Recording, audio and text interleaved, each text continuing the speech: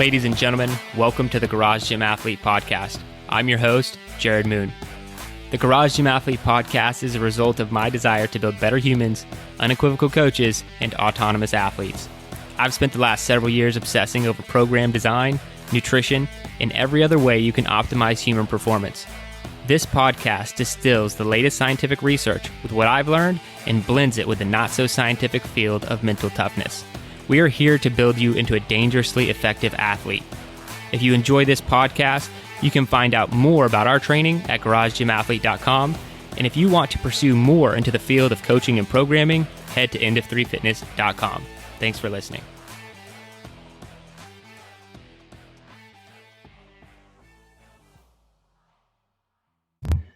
All right, ladies and gentlemen, Jerred Moon here, and welcome to the Garage Gym Athlete Podcast. We have Ashley Hicks. What's up, Ashley? Hello. Happy New Year. Happy New Year. Kyle Schrum, how you doing, man? Hey, doing well. Repping the black PR shirt. Awesome. That's it. And no one can see this because it's audio only, but I wanted people to know. That's it. And then Joe, how's it going, man? It's me. It's you. I'm back. You are back. So going over the announcements, the book looks like it's going to be out in May. Finally picked some dates for that. Oh, so that's exciting. Sweet. Yeah. So if you want to make sure you're on got a video coming out explaining some things about the book with some early chapter releases. So if you want to be a part of that, go to killingcomfort.com, sign up for that, and you will be on that list. That's about it. The only other announcement I wanted to hit on is what I hit on last week when I was talking to a microphone by myself, was new podcast next week. Like it's this week, right? We start this week, the week this is published. So 2 days. There's going to be 4 podcasts this week. So don't freak out when your feed is getting overrun with Garage Gym Athlete stuff. But all the other podcasts are shorter in nature for the most part, except for the athlete interview probably. And got a lot of good stuff. Does Joe, you got anything on that? No, I don't think so. Yeah. Just listen to them all or pick and choose. If they could only listen to one, which one would you press them to listen to? Probably the athletes. I would say this one. Oh, I was going to say this. Oh, I didn't think this one counted because obviously they already listened to this one. I was just thinking of the additions. Okay. So yeah, of the additions, I agree with you. All right, let's get into updates. Joe, how's life, man? Almost back to normal.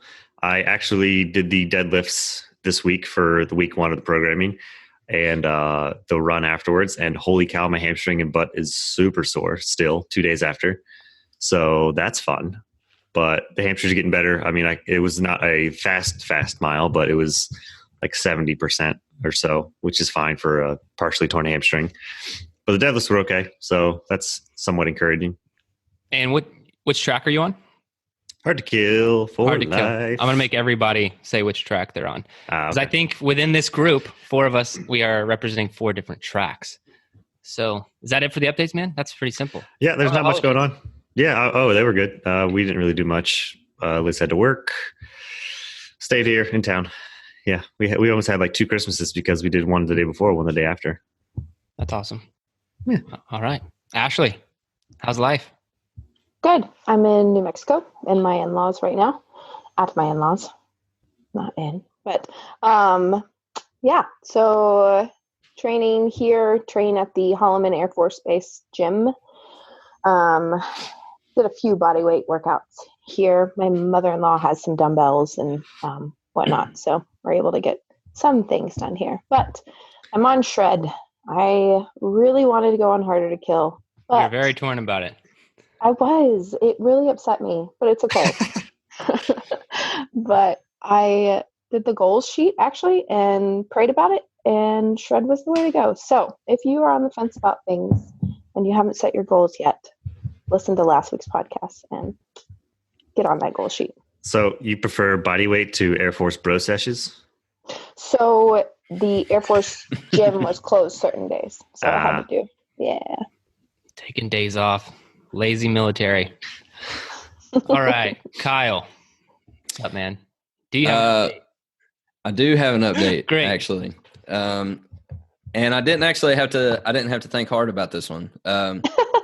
My wife, Hannah, is a Garage Gym Athlete now. Woohoo! Congratulations to Hannah. Yep, officially joined up after I've been doing this for almost 3 years. She decided. It just means you have to start trying harder. That's what I found out when Liz Yeah. was going. Yeah, it was actually. Yeah, you're right. He's like, I got nothing on that one. Yeah. Yep. Anyway, yeah, she did the women's health track beta test over the last 12 weeks and really crushed it. Actually, kind of made me kind of reconsider, how You want I to do the train. women's health track? Not that I want to do the women's health track, but yeah, I think they would still dominate my numbers if I did join the women's health track. So There's just a lot of good principles on the women's health track, like male or female independent. It's just there's a lot of thought that goes into it. Yeah. So that was really good. So, but she really enjoyed it. And so because of that, she decided to just go ahead and join up full time. So, but she is on the shred track. So shred for the win. I am on the strength track. There it is. Because I spent too much time away from the strength track and it was time for me to get back. And now I'm back home. Are you loving it? Yes. Yes, I do love it. Just in programming it, I know I'm like, man, there's just so much strength here. There's very little conditioning this cycle. There's like just enough to piss a strength athlete off, but not enough to hurt your gains at all. So I love that. Yeah. When I heard when I played the webinar back and, I heard you breaking down, which I knew I was going to go with strength anyway. And then I heard you break down the strength track and I was like, yeah, little like limited conditioning. And I'm conditioning with the weights. I'm conditioning with the weights and it's not a whole lot of it. Yes, definitely going that way. Okay. Anyway. Yeah. Strength track. Awesome. Well, I'm doing that endurance. So that's where I'm at. I have the power to change my own track. Comes with the territory. So I don't have to submit a track change and have Joe do it or anything like that. But I changed my track, or actually I changed my track like 30 minutes before my training session time. That's how last minute I was on hard to kill. I was like, no, I'm just going to do hard to kill. Hard to kill's fine. Like that's what I'm going to do. And then, it was about 30 minutes. And that's a commitment for me because I don't hop tracks. Like once I start on one, it's like, this is it for 3 months. And I made that decision 30 minutes for my training session. And I was like, all right, doing it. And so that's where I'm at. So here's the question. Are you going to endure 2 cycles in a row then? I don't know. That I haven't decided yet. So I'll let you know. I normally do hard to kill leading up to the race. Yeah, you switch after you do the endurance race. Endurance. Yeah, I don't know what I'm going to do. Maybe I'll do 4, there's 4 total cycles. Maybe I'll do endure twice and hard to kill twice. But back-to-backs. I do plan on trying out some of those Utah workouts. Yeah, they look fun, right? Yeah. On the bike. I've already done them. They are fun. They are painful, but they're fun. Some other updates for me. I'm ready for Murph to be over. This isn't even like, it is what it is. It's the workout. I'm kind of done with it. I'm only going to try and give another PR attempt if VD beats my current time. Cause right now I got up to the top spot. If VD beats me, then I will try hard again. But other than that, I'm just rolling. The only reason I want to be done is because I want to do other things. Like Saturday, I only have time for one workout most of the time due to family. And so I don't always want to do Murph. I want to do the Meet Yourself Saturday workouts that are programmed or, ride my bike or something like that. So I'm just getting tired of doing Murph every Saturday. Nonetheless, keep grinding. That's the fun part about it. Then the last update I have, these are the 2 best garage gym purchases I think I've ever made, and I wanted to call them out. The first is flooring for my garage gym. That is just the biggest game changer. Like the only reason I bought flooring back in the day was because I was like, you don't need flooring. I'll just exercise, do concrete. And then you're doing enough deadlifting on concrete and you'll find out real fast that your trap neck area is gonna hate you for that. And so I started flooring, but I've always had like just pieces. My last garage did. My last house in Texas had flooring everywhere, but I guess I took it for granted because I didn't have to buy any of it. It was all given to me. And so I bought flooring for my current garage, but every square inch of my garage now has flooring. And that just makes such a huge difference because of the space. Now you feel like you have all of this space. Like when you only have like 1 or 2 black mats, you feel like, okay, I am confined to this black mat. This is where I exercise. And that's how I've always kind of done it. Now that there's black flooring throughout my entire garage, it just feels different. It feels more like a gym, and you have a lot more space to like move out and stuff. So that's a huge one. If anyone's like, is it worth it? And I think it is for a lot of reasons. And the second one is I bought an battery powered leaf blower for like $50 sweeping on Amazon. Yeah, to keep it clean. Because now I have this, it doesn't feel like a garage anymore. It only feels like a gym with the flooring everywhere. And I'm like, well, I got to keep it clean in here. But yeah, it's hard to sweep in some of these areas. So I just blow it out. And keep in mind, this is his only job, is to clean out my garage, because otherwise it kind of sucks. Like, I don't know if it could actually blow a leaf over grass, but because it's battery powered.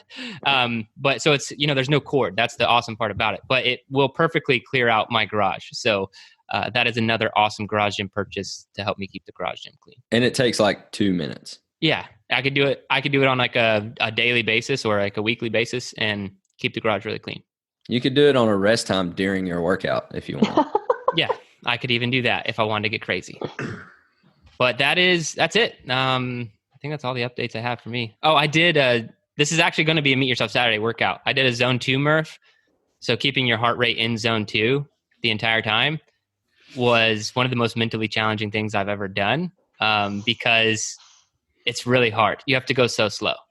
I started off running, and I can run at like a very slow pace in zone 2, a very slow pace though. And then doing the calisthenics, I have to do like slow pull-ups and then like rest and then start the push-ups real slow and then squats and then, run the last mile. And anyway, try it out. It's going to be programmed within the next couple weeks anyway. So if you want to get a head start, zone 2 Murph, give it a shot. Bet your zone 2 Murph is my normal Murph. It was right around 60 minutes. So yeah, I don't know if I have 2 hours to dedicate to Murph on Saturday. There's going to be a 60-minute cap, and that's going to be the goal. Oh. So it's going to be 60-minute cap, the goal being kind of like condition me to the grave. How long is it going to take you? How many months, how many years until you can do this workout in under 60 minutes? It's the same with Murph, the zone 2 Murph. How long is it going to take you to be able to do Murph while in zone 2? So it'll be fun. All right, you guys ready to dive in? Let's do this thing. Let's do it. All right, this week's study is performing repetitions to failure less important than volume for muscle hypertrophy and strength. So this was a study done in December 2019 by Lucas Lacerda. Let's see.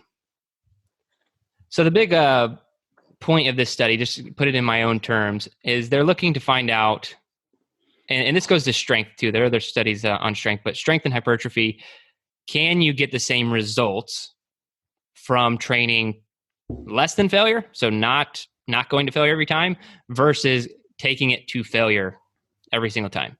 And that's a big point of contention. There are a lot of different camps. A lot of people think that you should be training to failure all the time, especially when it comes to hypertrophy. I know when I was more in the land of hypertrophy back in the day, like that was something that was just like pushed on me. Granted, this was over 10 years ago, but still people were like, yeah, you got to train to failure. It doesn't matter the muscle group or whatever. And that's how you get your muscles to grow. And there are a lot of people in that camp. And now they're trying to do studies to find out, do you really need to work that hard is the answer. That's what they're trying to find. Do you need to work that hard to see results? And so what they did 14 weeks worth of leg extension training, and they would have one leg, which I think this is awesome. They did one leg and one leg, but they trained one leg to failure, and the other one they would do to a reserve. So they'd have a rep in reserve, basically. So like, and we program this all the time, or at least in the athlete briefs, when I'm like, hey, people ask me how many reps I should be able to do. I'm like, well, don't take it to failure. Probably 3 reps before that. That's what a rep in reserve is. Just like, you kind of know where you like, if I did this many, I wouldn't be able to do it anymore. So that's what a rep in reserve is. And they tested everything, or kept everything the same, percentage of 1 rep max, volumes, reps, all that stuff the same. and their overall findings were no significant difference. Now I'll get into why that matters, but I first want to see just what your thoughts and comments are on it. I'll start with you, Joe. For just like how they did the study, or just the whole thing in You general? can talk about whatever you want. Yeah. It was weird that they used untrained people, so it'd be fun. It'd be good to use actual trained people. But I thought at first when I was reading it that it was like, oh yeah, this will make sense, because if you're not taking to failure, then you can do more sets and have more volume. But they actually made it so that the volume was even. Yeah. So taking that out of the equation was kind of interesting, how it was actually improved even with the same exact volume and a tempo. So it's not like they were lifting explosively or anything like that either. Yeah, that's a good point. They actually were forcing them to lift at tempo. I think it was 3 seconds concentric and 3 seconds eccentric, which is, anyone who's done tempo lifting in our programming knows No joke. 3-second tempo is pretty serious. And so that's what they were forcing these people to do. But granted, it was with leg extensions. And yes, on untrained people, which I'm not a huge fan of that in general. Like, I don't know why you would want to test anything in the strength and conditioning world on untrained human beings ever. I don't understand why you'd want to do that. Maybe because they would have there's no way the people who did the study didn't know this, but like, when someone's untrained, you're going to have the best response, right? That's that honeymoon phase of strength.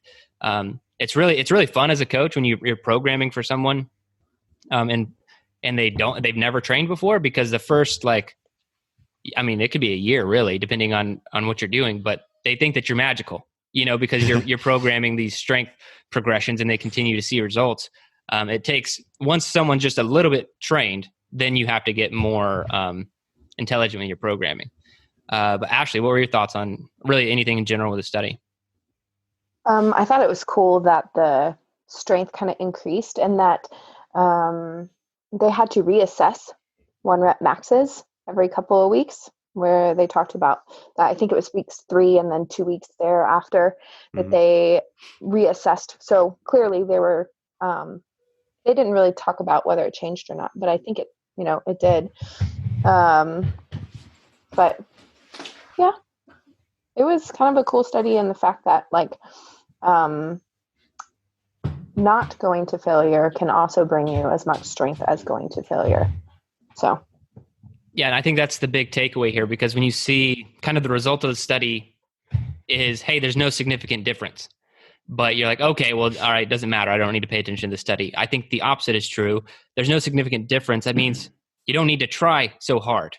That's my ultimate takeaway from this study is you don't need to try so hard to be able to see results, which is a really big deal. Kyle, what was your takeaway, or just anything in general about the study? Yeah, I think that's what I took away from it as well, was that you don't have to ram your head into a wall to get results. You know what I mean? You don't have to, like you said, try so hard and constantly be going to failure and pushing yourself to that place in order to see results in your training.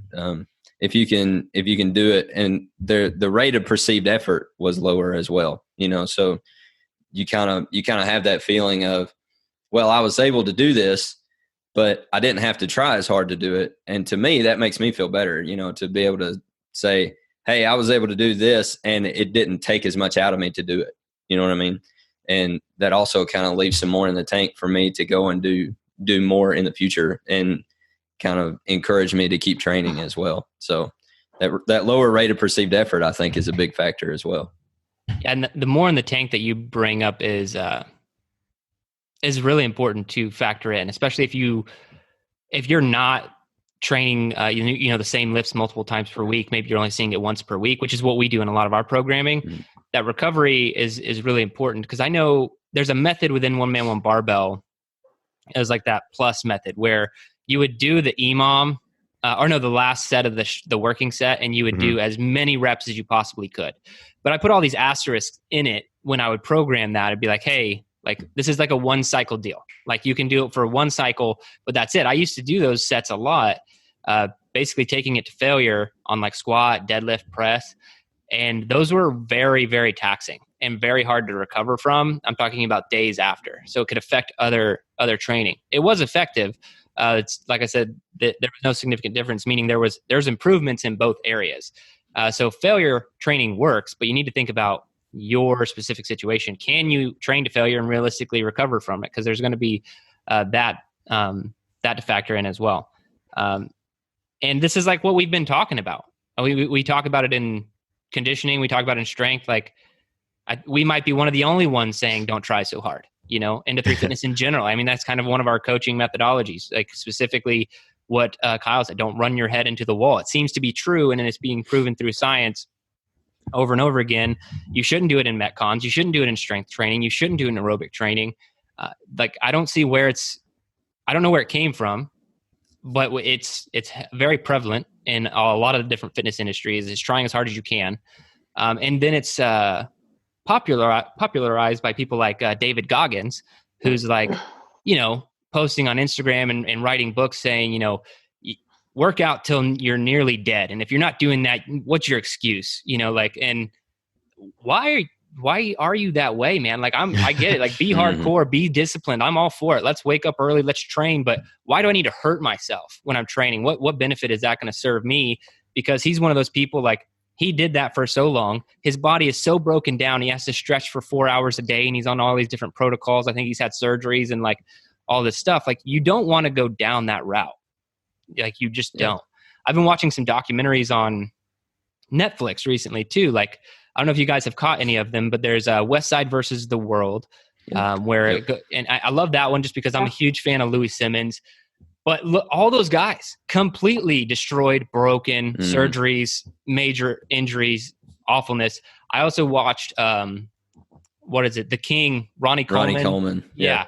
Not a very good documentary in general. And I'm not saying like I disagree with anything. It just, there wasn't a lot there. Like I watched the whole thing and I don't really know what they were trying to tell me. But anyway, he, one of the best, the greatest bodybuilder of all time, also lifted really heavy, completely broken, like very, very broken. Especially if you watch the documentary, you'll see. And what else? I always say we haven't seen the end of CrossFit yet. We don't know what those athletes are going to look like. Maybe they'll be fine. Maybe they won't. But it's same with endurance athletes at the very top end. Like these are not the people you should be trying to mimic. Like mimicking elite protocols will just leave you a broken father or a broken mother who's trying to take care of the kids, but also, like broken in the process. Like you don't want to do that. So that's my soapbox for don't try so hard. Yeah, I that's what I was thinking of when I was reading this study. Was I've seen those documentaries as well, the West Side one and the Ronnie Coleman one and stuff. And it's like it just doesn't make sense to me to train that hard and attain those things, and then later on in life you are so broken, your body's so damaged that you can't function. You know what I mean? Like to me, being the greatest bodybuilder of all time is not worth it if when I'm in my 60s, I have to walk around with 2 crutches, because like even, it's just not worth it to me. But those are the things that I was thinking of when I was reading this study is these guys who do train to failure and think that's the only way to do it. And yet some of them actually die because of it. It's right. it's like, and they talked about, a couple of those guys in the West Side one, those guys who have passed away, because of those things. And it's like, to them, those guys are, heroes. They're great dudes. And it's like, I have no idea who those guys are. You know what I mean? It's like, that's what I think is really funny about. You didn't achieve what you wanted. You didn't achieve immortality. You know what I mean? Like you achieved, lifting some really heavy weights and then dying because you didn't take care of your body. Like what's great about that? That's what's funny about the West Side thing, man, is those guys are working so hard to like be important in the West Side culture. And I'm like, I haven't heard of any of you. Nope. My kids will never know your name. You know what I mean? Like just, they won't. And so like, I think you did all that for naught. Any other thoughts, Ashley or Joe? So I just made me think of recently, like some of our newer athletes, and literally I think today somebody reached out asking about one of our workouts because it was a circuit, and they were like, "It says 90 seconds of rest. Is that right? That seems like too much." It's like, well, no, because you're actually supposed to be doing things fast and whatnot, and it's just a lot of people aren't used to that sort of methodology and way to go about things. So, yeah, it's interesting. It's like we're onto something. We'll just wait till all the science proves us right. And then sit in the corner like, told you so. In 20 years. Yeah, in 20 years, it'll be there. All right, let's go to the topic. I think that's everything. My takeaway is I actually wrote down optimal, not maximal. I think motivation-wise, it'll help people. Because if you're not... And that's the thing. Like, if you do have that, like, super type A gun, I mean, I saw this in the military all the time. So type A guys saw in the fighter pilot world. I saw it in the special operations world. You know, they're go-getters. Like, anything in their life they want to tackle with the highest intensity they can. And I get it. But that's what, a lot of those people are drawn towards more CrossFit style, high intensity stuff. But it's just not something that you need to be doing. It's not something that's going to be good for you later on. So I've seen a lot of it, and I was that person. Like, that's why I think I initially was drawn to CrossFit, because I was like, yeah, let's just try as hard as we can and then feel dead afterwards. Sounds amazing. And then I just got smarter, over time, and looked at the studies. But yeah, I get it. If anybody does want to do that, I get it. All right. So this topic is, I wish I would have known. So Joe and I, this was a while back. So when it was just Joe and I on the podcast, we first started ththese new style of episodes. Joe and I did what I wish I knew when I first started, more in the nutrition sense. So we kind of shared what we wanted to know, or what we wish we knew about nutrition. And I actually got a lot of great feedback. I just kind of forgot about it. We got a lot of great feedback from that episode and people talking about that in the group and stuff. So I wanted to throw that here, doing that again with all four of us. So things that we wish we would have known when we first started, because again, we're all kind of at different journeys or length of time and how long we've been training and what we've been doing. And, this is more in like the health and fitness category. If you want to go nutrition, you can. Joe and I probably won't, because we've done it. Kyle, Ashley, you guys do whatever you want, whatever you've prepared. But really, if you could go back to the day one version of yourself and have a 1-hour conversation about health and fitness, what would you tell yourself? What do you wish you knew? So I'm going to start with Ashley. Throwing it right to you. Yeah. So I wish I could tell my younger self that, we were kind of talking about this in the chat, and it was funny because Kyle threw this up there a little bit. So I wish I would have told my younger self that weights were not bad. I feel like for females in general, a lot of females say, okay, if I lift, then I'm going to look like a man, or I'm going to lose my, mine was more time on my cardio, my conditioning. I was very focused on that. And then I also wish I would have told myself that you will continue to learn throughout your years, because I am a very passionate person, as you three know. And when I find my niche, my one thing that I love, I'm like, that is the only way, or that's how I used to think. And so running for 5 miles, or doing like really, really low weight, high reps was what, I thought was the best thing for my body. Then I found CrossFit, kind of just what you were talking about, Jerred. And I was like, oh, this is where I need to be. I need to kill myself for every single workout. And then this is definitely going to help me.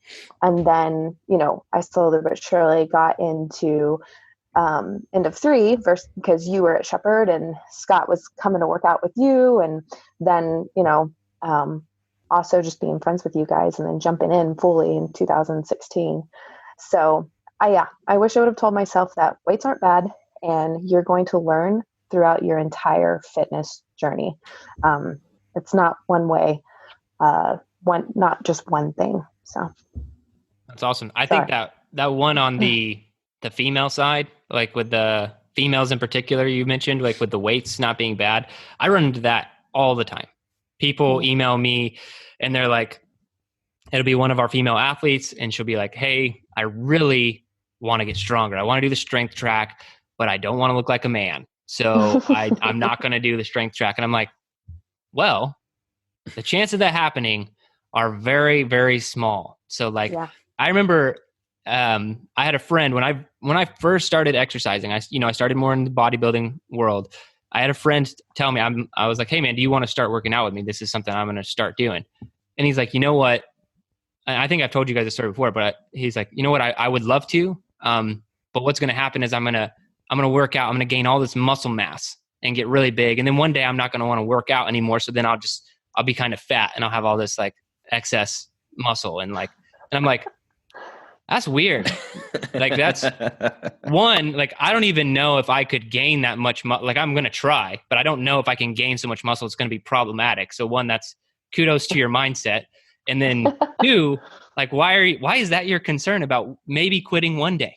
Like that was his ultimate concern, is like, yeah, I'm going to do it. I'm going to be really good at it, maybe the best. And then I'm just going to quit. I'm like, well, that's really hard to gain muscle, man. So why do you think that you can just do it? It's the same kind of with the female, like minus the quitting thing, is like, if you think that you're going to do one cycle of strength and grow your biceps 3 inches and, your quads are going to double in size, like it's just not going to happen. Like the hormones aren't there. Like it's just, those things are not going to happen that rapidly. So like one cycle, if you want to be a strength athlete purely for, 5 to 10 years, maybe you develop a physique you're not happy with, but that would take a long time to do, and so, and what we do with balancing, it's normally no problem, but I run into that all the time. All right, Joe, what do you wish you would have known? I have a few. So I'll just start with one quick one. That is, take less supplements. Don't worry about all those supplements. Save the money. Did you take a lot of supplements when you first started? I mean, I did everything what normal people do. You get the pre-workout and then you get some sort of recovery drink and then those pill packs and just all the dumb stuff. And you just see what, especially being in the military, everybody has these, and when you're deployed, everybody gets their big box of from bodybuilding.com. You're like, oh, sweet. What awesome stuff did I get this time? And you think it's just going to be magical and make you so much better, but don't. Just save that money. You don't need it. Yep. Yeah. So that's just a quick one. But I would say a really big one is don't take advice from some guy or what a magazine tells you. Which back then would have been magazines, but now it's the Instagram models. So don't do that. Just actually try to do some research and learn on your own, which I kind of didn't do. There was 1 or 2 guys that I actually trusted and knew some good stuff, but it was still their word and what worked for them versus me. So I guess would say to expand more knowledge. Yeah, for sure. That's really hard in the gym setting. Like that's the only place, because we've all had the internet for a majority of our lives, but still things have evolved a little bit differently, I would say, over the years. So my go-to when I first started fitness was not Google it. It was ask questions to people who'd already done it. And so that you kind of had to rely on those people. And so you got this N=1, like, yeah, I got really big by doing this. And so you should do that same thing. And you're like, okay, that's what I'll do. And then it perpetuates the bro science cycle, because you'll probably see some results, maybe not the same. You'll have to modify things for your situation. And now you have all this knowledge and someone asks you a question. And this is how it got, pre-internet, how it got passed down over the generations with like, yeah, you need to train every set to failure. This is where these things come from, because Ronnie Coleman did it and he told other people to do it in a magazine. Now, like 1 million bodybuilders say you should do it. And so it's hard to push back against that information. But that one's huge. And as you mentioned, the Instagram models are just... Don't follow them. Yeah. We follow them if you want to look at them, but they are kind of dreamy though. Yeah. Don't take their advice. They are. All right. Is that it? Oh, no. I was just going to... Oh, you're just getting warmed up. Yeah. Keep going. Yeah. Try to aim your training toward performance, not aesthetics. Although there's some things with aesthetics, but not completely. So just try to go to performance, and aesthetics would kind of come. That's a good one. I was going to put down stay away from machines, but I was somehow fortunate and wise enough to stay away from machines, and all I did was dumbbell work for like the first year of working out. So it was accidentally good. But for anybody else, stay away from machines and maybe pick up a barbell. Love it. Kyle. Yeah. Well, I just had to mark off like half my list, so I'm gonna have to do this thunder. See, I was gonna give you guys an opportunity, but I just got. I thought I would get to go next since Joe's already done it before, but no. All right, I'll just do this on the fly.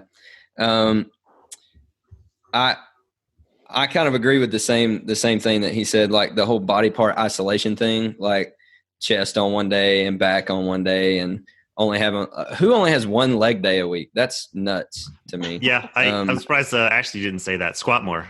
Yeah. Yeah. Have multiple leg days a week. Focus on nutrition. Exercise is more dependent on nutrition than the other way around.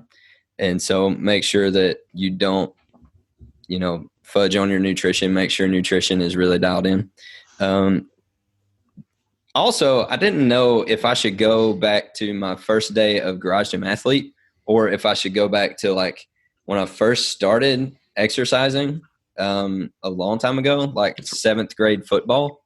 So I kind of went back and forth. Like, would I go back and have a conversation with 7th grade me or me from 3 years ago? And so I just went with me from 3 years ago because I think 7th grade me, that would be a completely different conversation. Just think about actually having the conversation. Yes. And I did that. Sit down, 7th grader. I played that out in my head both ways. And I was like, I don't want to sit down with 7th grade me. So anyway. I was an idiot. Yeah. I think the first thing I would say is if I'm sitting across from me from 3 years ago is follow the program because you look like this in 3 years. So there you go. Look a lot better. You do accomplish. You don't just accomplish the goals that you have right now. You crush them. And so stick with it.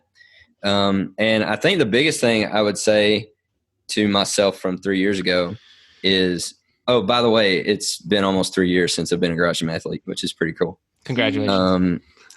I would say you are capable of much more than you think you are. And because that was a big thing for me was the whole mindset. That was a big deal for me starting out was really just getting the mind right to actually go in and do the work.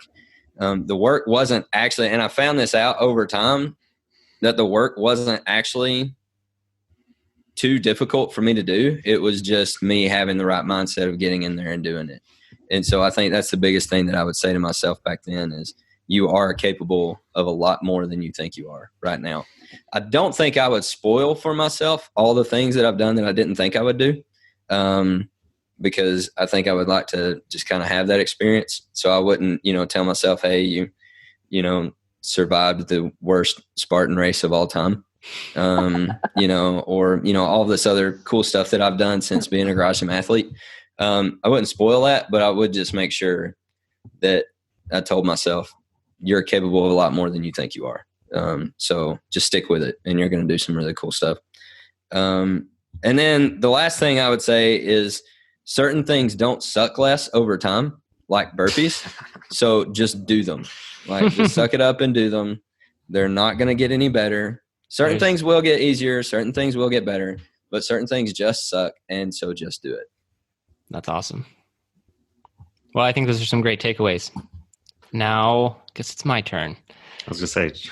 It is. So I would have to interject. So this wouldn't be the me starting out day one, because we are getting closer to that 7th grade version of me. And so when I would kind of, when I officially flipped to more performance-based training, which is about, 10 to 12 years ago, something like that.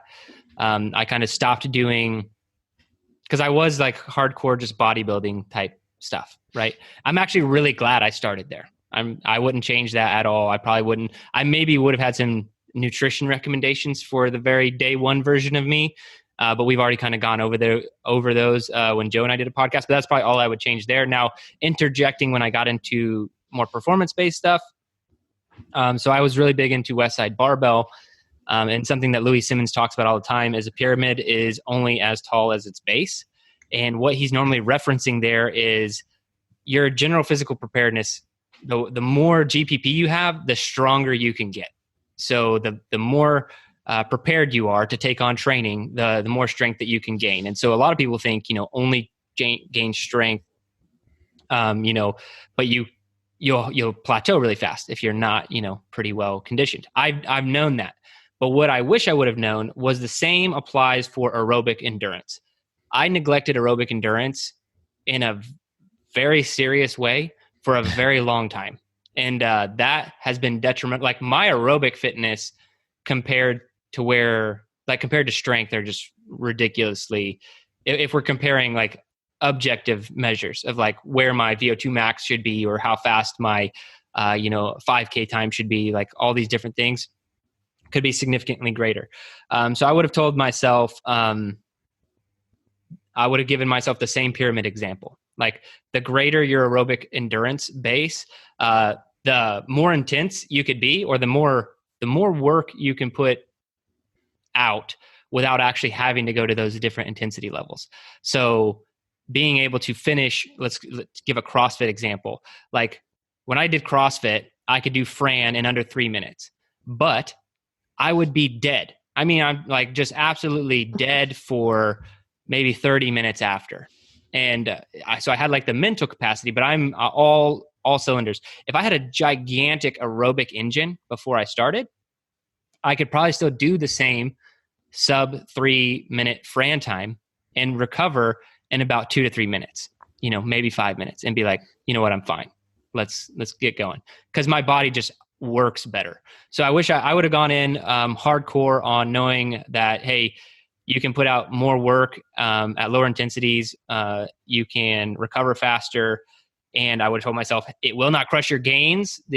Like people think that this is so conflicting, the aerobic and strength or aerobic and gaining muscle, but it's only at the extremes that's true.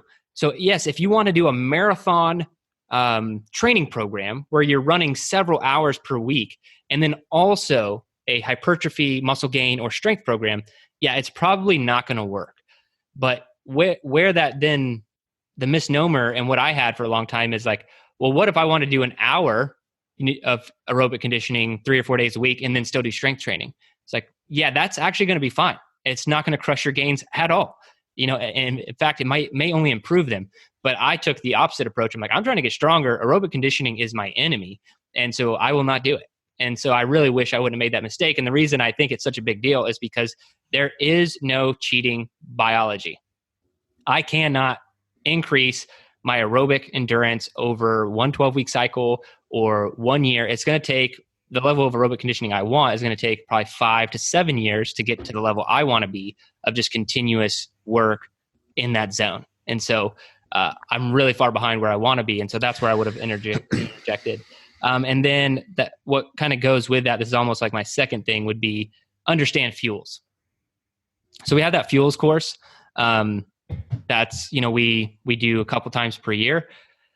I wish I would have had a much greater understanding of that like 10 years ago. I really do. I wish I would have known that when you're going really high intensity, you're basically only burning sugar and burning no fat at all, like zero fat. And if you want to burn fat, that's problematic, right? And I wish I would have known that not just for myself, but in coaching people. Our programming's changed a lot over time, but that's going back to the whole CrossFit thing. Let's just take another shot at CrossFit because I love doing that, right? That's the issue. Like if you want to burn fat doing CrossFit, you're not going to do it. You're training such a high intensity, you're burning sugar. And the only reason people lose weight or whatever is because they are increasing their GPP. So their metabolic rate is getting a little bit better, but they're going to cap out real fast. So they're becoming a fitter human being. So their lean tissue can burn more calories, but they're going to stop burning fat at some point because their GPP is going to level off. And then after their GPP is leveled off, all they're going to do every time they train is burn sugar, which is eaten every day. So they're stopping what could get worse. They're not undoing what's already been done. So if you have a lot of fat to lose, keep that in mind. You need to be training very low level intensity aerobic training, and that'll burn fat. Anyway, I don't want to get into all the fuels and energy systems because that would take, we have an entire 4-week course on it. Like it takes a long time to learn all that stuff. But I wish I would have understood the fuels very early on, because me understanding the fuels to the level I do now is like, this is like easy tic-tac-toe level connect the dots stuff that other people don't understand because they don't understand it. But now that I do, I'm like, I feel like I can see through the matrix with like, oh yeah, that totally makes sense on why you should and shouldn't do things. But until you have that level of understanding, you don't understand. So fuels and aerobic endurance are mine. Questions, comments, Awesome. concerns? All right. And I got a shot at CrossFit. Multiple. You have like 3. All right. Well, did you see someone in the group? CrossFit and bodybuilding and did you see someone in the group posted? Powerlifting. Took No, a shot like at powerlifting. do I need to? No, we already did. I did, yeah. With the West Side stuff. All right, so email ready. No, I think I'm getting much less pushback, to be honest. Now I think people are like, oh, you know what? He has an okay point. Even the CrossFit, like people who love CrossFit are like, well, it makes sense, but I don't know if I agree with you. Like, but it's a logical argument. I'm like, well, I think nowadays people are that's just enough. doing CrossFit for fun, for challenge, and to work out with people, just like to suffer together. Yeah, and there is a time and place for that. I'm not saying never train high intensity. We do that. It's just you shouldn't do it every day. You do it every day. I'm not even worried about you getting injured. That's people are like, yeah, show me the study on like where you're going to get injured doing. I'm like, you don't even know. I'm talking about fuels here and burning fat and like mitochondria, and you're talking about a snatch. Like we're not even having the same conversation. Okay, see what happens. See what happens. I blame you guys. Okay. That's it on that. So we're going to talk about what the Ruck is our workout. Oh. Who's done it? Has everyone done it? I've done it multiple times. I love it. All right, Kyle, this is on your list, man. You got to get it done. All right. So you do a 3-mile ruck. The weight is for competitors. So I'm going to give male, female. Competitor is 55, 35, established 35, 25, recruit is 25, 15. So those are the weights that should be in your pack. And the actual workout, so 3-mile ruck, but there is a buy-in. So the buy-in is 60 pull-ups, kipping allowed. You are allowed to kip, but you don't have to. It's up to you. 70 hand release push-ups, 80 squats, 90 sit-ups, 100 burpees. There is no, you're not wearing the ruck. You can't partition. Rule number 1, and you're not wearing the ruck, because I know I'll get that question. Like, are we doing that with a ruck on? No. So you do the buy-in before you put the ruck on, and there is no partitioning these. You have to do all the pull-ups before you move to the push-ups, all the push-ups before you move into the squats, so on and so forth. And so that is what the ruck, and I love this workout. I really do. What don't you like about it, Ashley? So if you gave me the buy-in and said this was the workout, I'd love it. I love the buy-in. Then I think it's because I went in thinking, oh man, this is going to be awesome. And then I put the ruck on, which by the way was a backpack, and we just put some weights in there, me and some friends. And I took off. First mile, fine. But then from then on, I would have to like run 100, walk 100, run 100. I could not run for the entire 3 miles. And I think that really got to me. So then in turn, I hated this workout. It is, it messes with your mind, especially at the higher ones. The very first time I did it was very challenging. I remember because you're going to do 60, 70, 80, 90. You'll finish the sit-ups. The sit-ups kind of take a while. And then you have to do 100 burpees. Oh, that's the worst. That takes some time. Like that takes quite a while for most people to do 100 burpees. And so you're feeling good. You knock out the pull-ups, you do the push-ups, squats, your sit-ups. You're like, that was kind of long, but I'm done. And then when you finish the burpees, you're kind of destroyed. It took you a lot longer than you thought. And then you're like, oh crap, now I got to throw on a backpack, a heavy one, and ruck for 3 miles.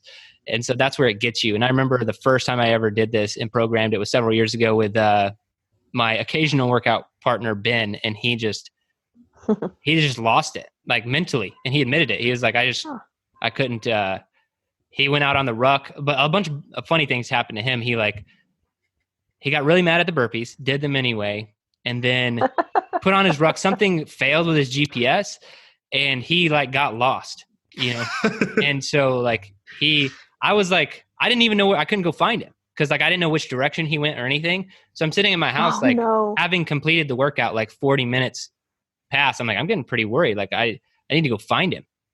And sounds familiar.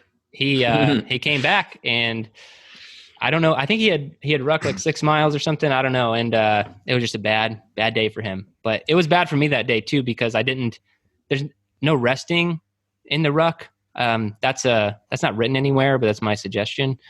Don't like set the weight down or take it off or anything. And so I would rest. I would bend over and let the weight of the ruck like rest on top of my back. But anyway, I don't have any tips for you. Go fast. Just go fast. Go fast. Don't go fast. I was going to say pace No. yourself. Pace the whole thing. That's my actual. If you want to do anything fast, do the buy-in fast, but the ruck should be paced. It sounds like you didn't pace the ruck, Ashley, and that bit you. So. Yeah, I didn't go like hard because trust me, coming out from 100 burpees. But yeah, I ran the first mile, and I don't know. But I would say just keep moving. Like in the 3 miles, that would be my suggestion. Like even if you're walking, walk with that ruck on. Do not stop, because once you stop, to me, that it makes it harder for me to keep going. So it's just like keep, slow walk if you need to. Do a jog. Just do a jog. And then yeah, for the buy-in, just don't burn yourself out completely. So. Yeah, I'm the exact opposite of Ashley, actually. The buy-in sounds horrible to me, but the ruck sounds really fun. Like, I really like burden carries. I don't know. I just like it. I shared this. My favorite part of the Spartan races is the buckets, and the sandbags and all that, the Atlas stones and all that. I like the Iron Mile. Like, I'm one of those weird guys. I like the Iron Mile. So I dislike the Iron Mile. Ruck? I like it. But yeah, so Ashley, on Saturday, you do the buy-in and then just hit me on Slack and I'll go do the ruck. And then we'll just add our times together. We're good to go. I'm on the ready. Joe, you have anything? I think you said pace. Yeah, pace. I'm all about pacing. So I don't know if I don't even know if we should even give advice anymore. Joe says pace. I say go faster. Well, Ashley normally keeps everything at least. So maybe sometimes I have small snippets of wiseness, but small snippets of wiseness, also known as wisdom. There you go. Wiseness, which is an actual word. No, I don't believe you. Hey, this is the Garage Gym Athlete podcast. We can make up any words you want. Yeah. Speaking of making things up, you guys all need to make up a reason why people should join Garage Gym Athlete. I'm going to start because we're publishing 4 more podcasts all the time, even though you get to do. Oh, you jumped in first. Okay, so Joe's going. We publish more episodes. Okay. Yeah, and you can also have your chance to be on the podcast. Yeah, that's not something I don't think anyone else is doing. And if they are, they're definitely copying us. Ashley. Because our training allows you to live for longer and become a optimal, better human. There it is. Now, can you even, Kyle? I don't know what you're going to follow up. Can you talk? We give you really cool shirts like this one that I'm wearing that you can't see right now. The PR shirt. Red PR shirt. And then there's working the out and being patch. Awesome. There is the Killing Comfort patch as well. That's going to be mine. The Killing Comfort patch is, if anyone listened to my goal setting podcast last week, then that's all I'm trying to do. I'm trying to get 4 Killing Comfort patches this year. That's my only goal, which means I have to actually, it's not like, do the work. I have to fill out the app. I'm holding myself to the actual Killing Comfort. You got to fill out the app. You got to get the green dots for a full year. It's going to be very challenging because I'm not the best at filling out the app. Facts. And I got to do the recovery game, which is kind of an announcement at the end. The recovery game is switching to EO3 Elements in the near future, which is it's kind of the same thing, but just the name's going to change. So that's it. Until next week, enjoy the rest of the podcast this week. Let us know what you think. Give us some feedback in the Facebook group, or you could leave us a 5-star review and a positive comment and let us know what you think about all of the new content there as well. But that's it for this one. Thanks for listening to the Garage Gym Athlete podcast. If you want to learn more, go to garagegymathlete.com. You can learn about our training. Let us send you a copy of our book, The Garage Gym Athlete, or you can even get featured on the Garage Gym Athlete podcast. Thanks for listening.